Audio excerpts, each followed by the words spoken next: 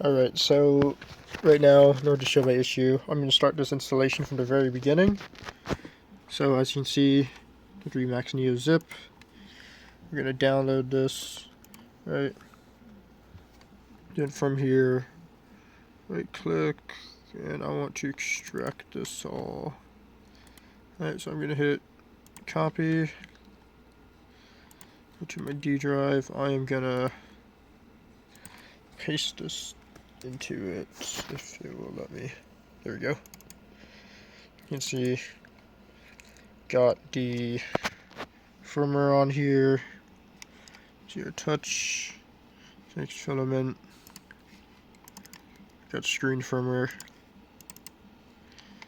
Alright, just making sure everything's here. Yep. Right now I am gonna then eject this. Alright, it's safe to remove. Take that out.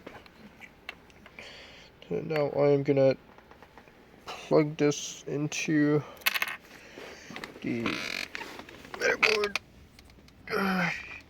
So that thing's up. That goes inside there. Screen is plugged in from the back. Can't really see it, but we're now gonna turn this on. As you can see,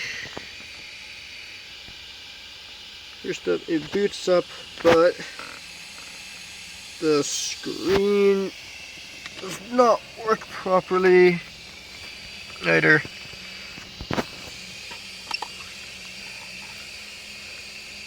You can see I am not able to do anything with this, so yeah,